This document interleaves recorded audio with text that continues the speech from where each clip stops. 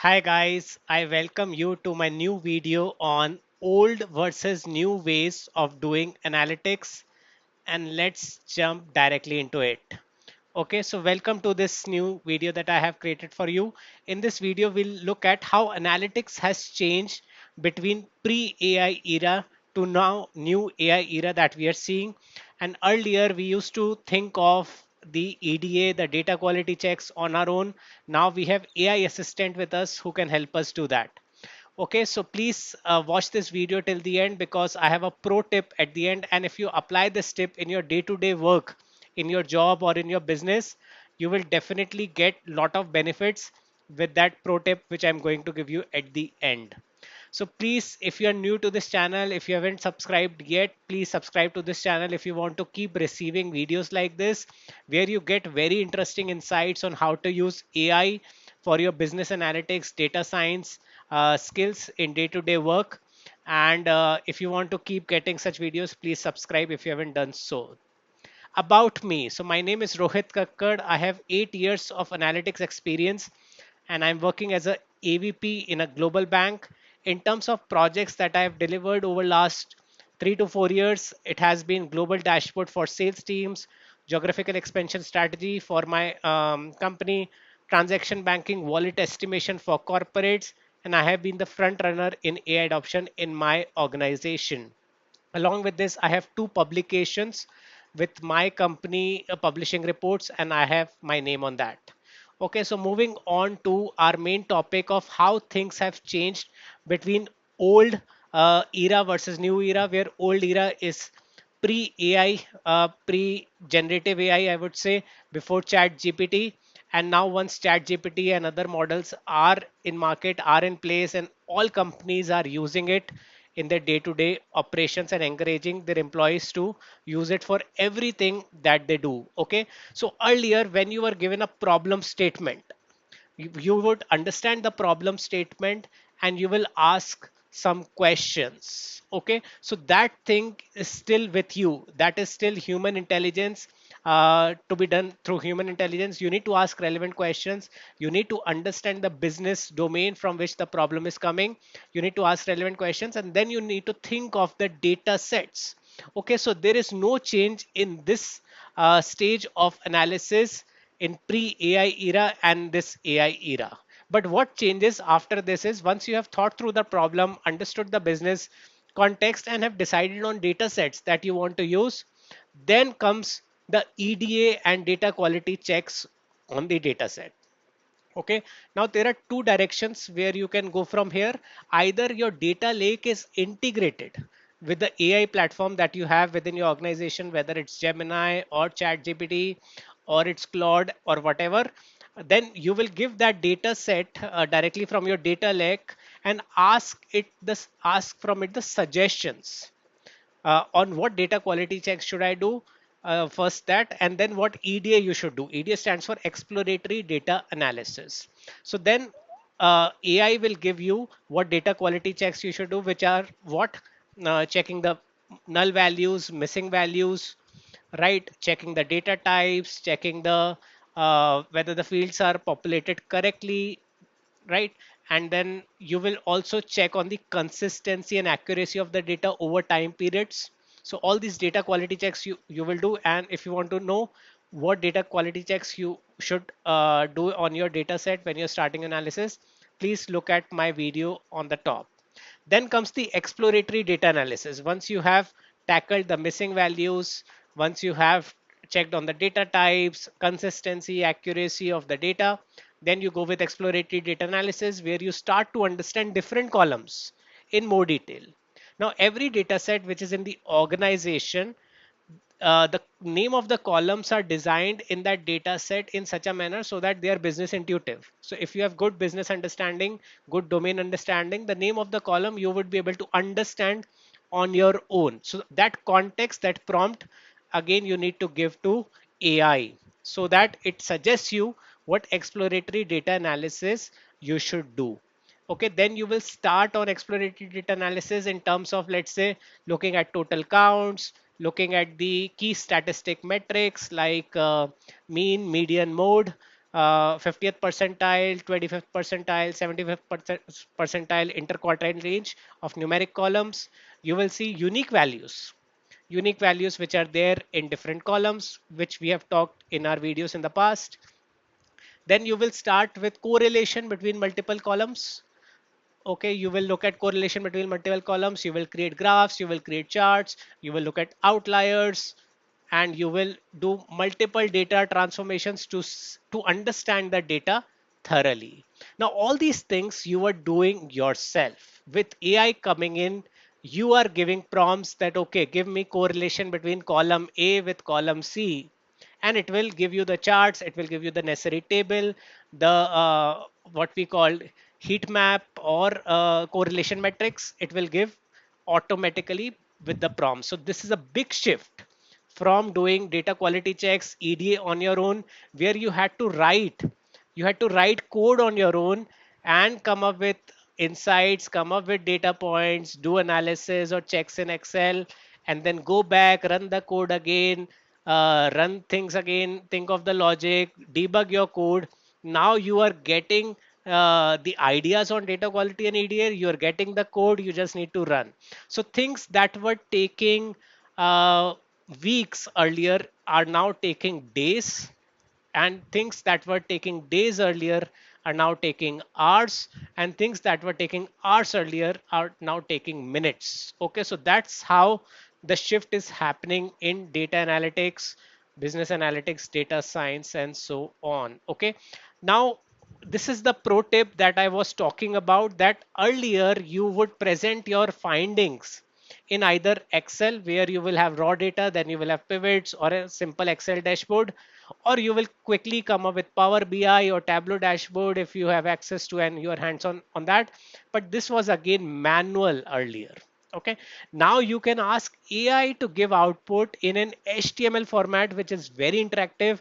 You can create filters, you can create multiple tabs, you can have it designed very beautifully using AI, and that is a very big shift, and it's a pro tip. So thank you for watching till here. I will now give you demo of how HTML it can be created using AI, using a sample of data.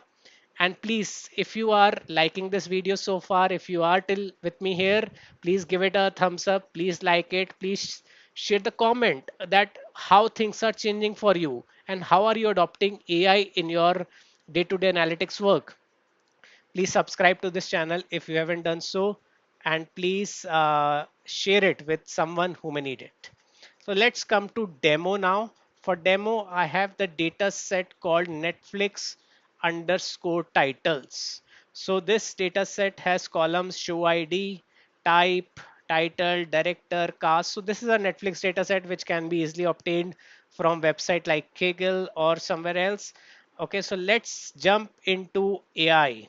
Okay, let's jump into AI, where I'm using Claude today for generating what? For generating HTML presentation using prompts. Okay, let me give it the file, generate HTML presentation showing what we should look at. So for this, we need to decide on the structure or the report we are looking at, showing number of shows,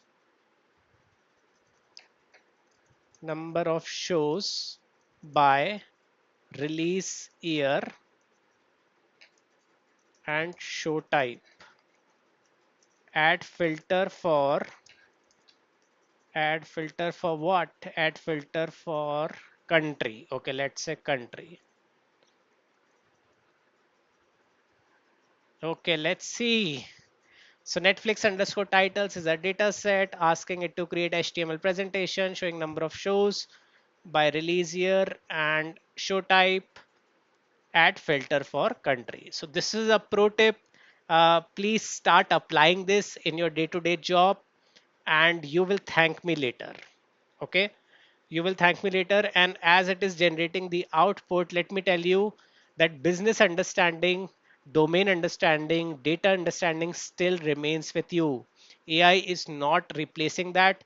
But whatever was the process of doing data quality checks, EDA, writing code, manual things of extracting data in Excel, reiterating, debugging, everything um, that we used to do manually can be done through AI.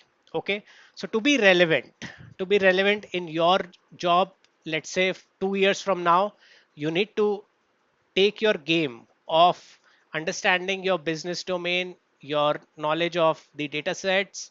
You need to take it to the next level, and you need to also master the prompt engineering, because the way you give prompt to AI is the output that you will get. Okay, and start creating HTMLs, and you will thank me later, because your boss, your managers, your stakeholders will appreciate. Now, the last part of analysis is to present. Okay, you need to present your output internally, either to your manager, to manager of your manager, or to a stakeholder in business, so that also remains with you. AI can't replace that. Then one more thing where you would be relevant is the insights generation. Once you have the output, let's say HTML presentation, based on that, what insights you generate for the business, which business people can directly consume it in their own presentations, in their own discussions. Again, this will be very relevant even 2 years, 3 years, 5 years from now, till the time these business people are able to generate the data sets, insights on their own. You still have a scope to grow and deliver in your job very well. Okay, let's wait. It's taking long time. I was not expecting it to take so much time, but let's see. Let's give it some time. Okay. Okay. So hope you will start applying these things. And if you like this video, please give it a thumbs up. Leave a comment that how are you applying AI in your day-to-day work. See, meanwhile, let me also try with ChatGPT. It's also open. I will give the same prompt, same file. Let them compete. This is interesting. Let them compete among themselves. I think I've tried with ChatGPT in the past. That was much faster. And let's see.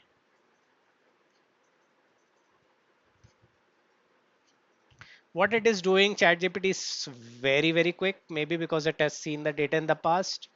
But it is giving me code. I don't want code. I just want the final dashboard.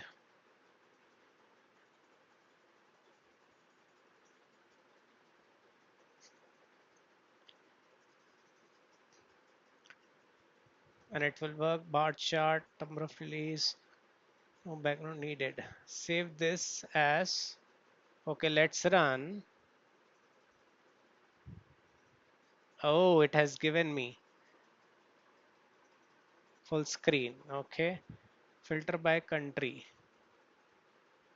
not working. This is not working. See, the reason I am showing you is because this has worked for me in the past.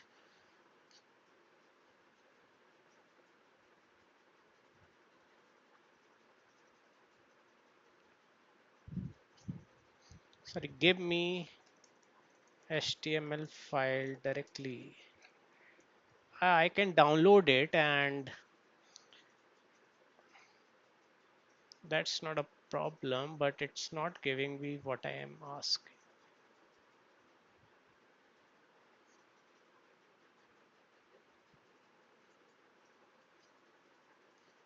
So there are only two show types, which is right, movies and TV shows. I can show you in the data set as well till the time we are getting the output. So there are only show types. And let me create this simple view in Pivot also, so that I can validate the results. Yes. So this is also important point. You need to validate the results also, right? Uh, so show type will be rows. Now, okay, release year is a tricky thing, but let's go in columns. Okay. Now count of show ID. I'm assuming that show IDs are not duplicates. So how many rows are there? Let me check on the duplicate part quickly. Data, remove duplicates. No duplicates found. Okay, this is the release year and then country as filters. Let's see.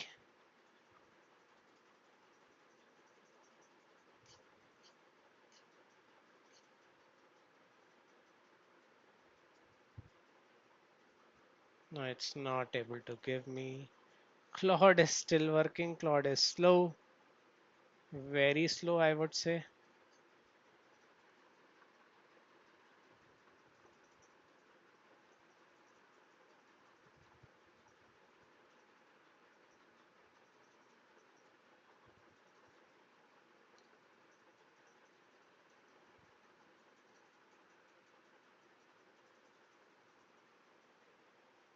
Okay, so this is not working. Maybe my prompts were not right.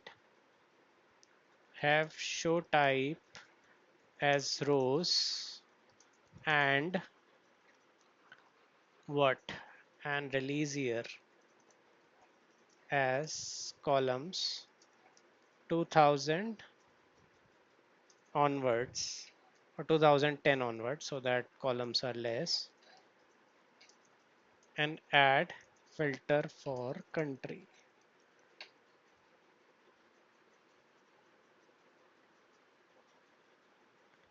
I don't know what it did on its own, but I have something downloaded. Yes, I can show you that.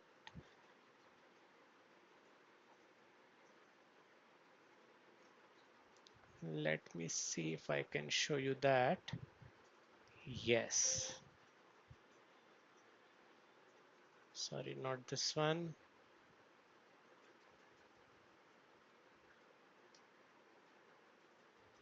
Sorry, not this one.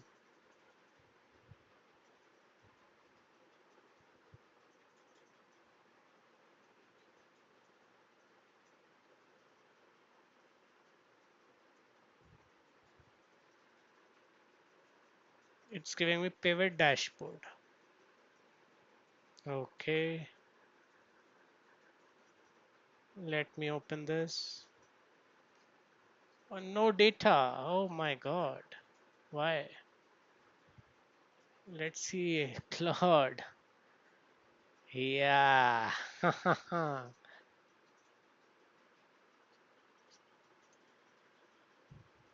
Let's do full screen.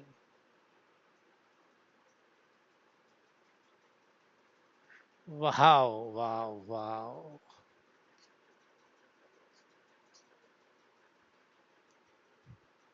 From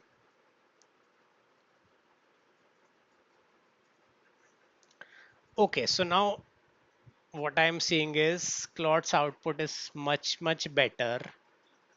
Okay, download. Let's see what we get from download.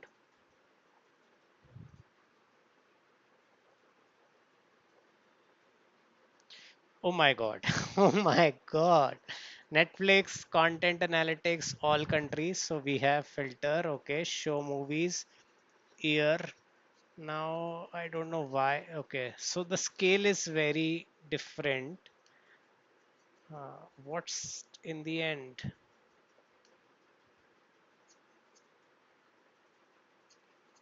But I'm really impressed with the filters it has given me.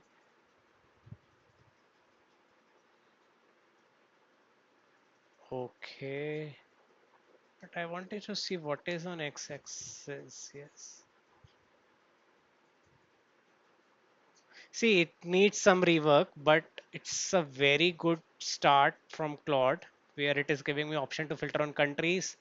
Showtime movies shows it is giving me total numbers. So from 2017 to 2021, shows by release year, all countries. So I'm assuming that x-axis is year 2017 to 2021. Red is movies, yellow is TV shows. It is giving me total breakup. So 4743 total titles, 3011 movies, 1732. Oh my God, I'm really impressed. So this was the pro tip and hope you enjoyed this video and thank you for watching. Please stay tuned for further demo sessions like this. All the very best.